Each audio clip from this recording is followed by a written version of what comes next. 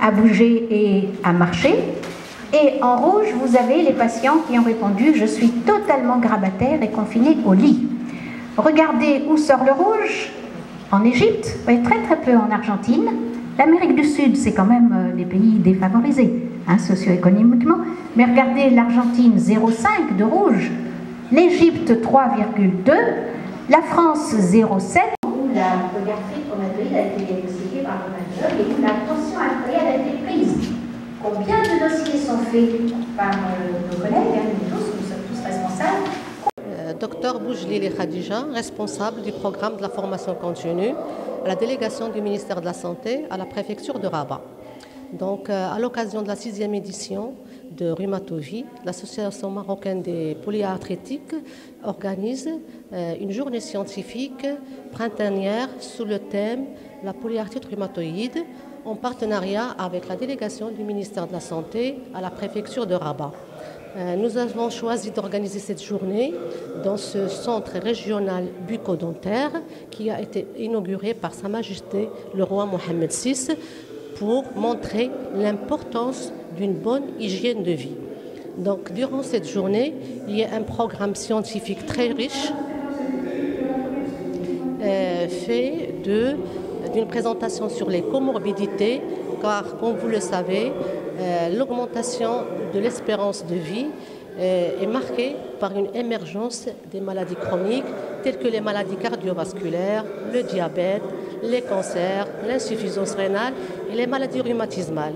Durant cette journée de sensibilisation, d'information, de partage et de réflexion, nous voulons insister sur l'intérêt d'un dépistage précoce, d'un traitement instauré le plus rapidement possible pour une meilleure qualité de vie des malades souffrant de la... En moyenne dans cette série au Maroc, et vous voyez que ces deux pays sont les plus jeunes. Les patients sont les plus jeunes, et c'est tout à fait extraordinaire de voir que, à la fois au Maroc et en Égypte.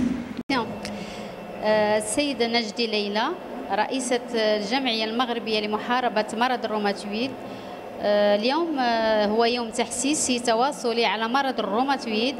خصوصية هذه الصبحية التذكير بأهمية صحة الفم والأسنان، حيث هناك ارتباط بين صحة الفم والأسنان ومرض الروماتويد، خاصة ونحن نتواجد في المركز الجهوي لصحة الفم والأسنان الذي تم بناؤه من طرف مؤسسة محمد الخامس وتم تدشينه من طرف جلالة محمد السادس نصره الله.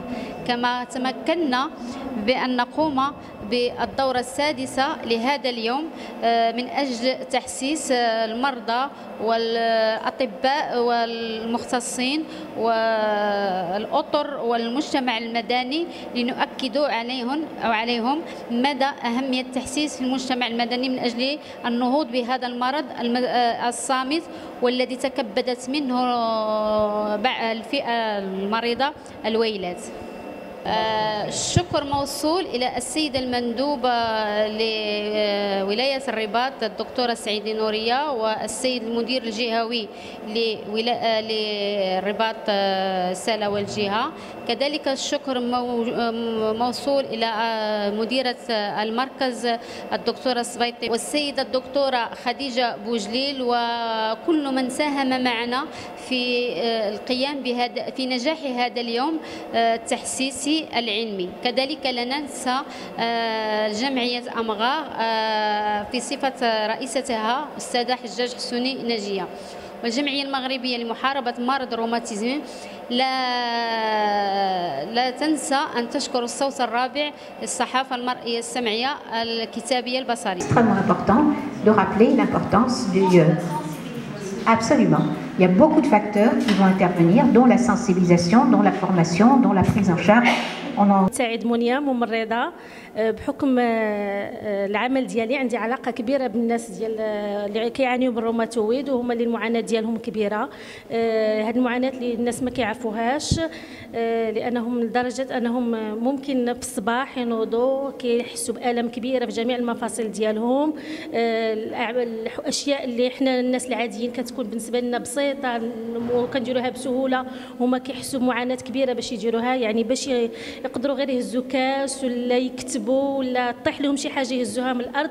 هذا بالنسبه لهم كيشكل معاناه كبيره. الممرضين كنساهموا في الدعم النفسي ديال هاد المرضى والتوعيه ديالهم وديال العائلات ديالهم والونتوراج ديالهم باش تكون مساعده نفسيه اكثر ما تكون يعني المساعده ديالنا هي توعويه ونفسيه اكثر ما هي علاج اللي تيكون في المرحله الثانيه.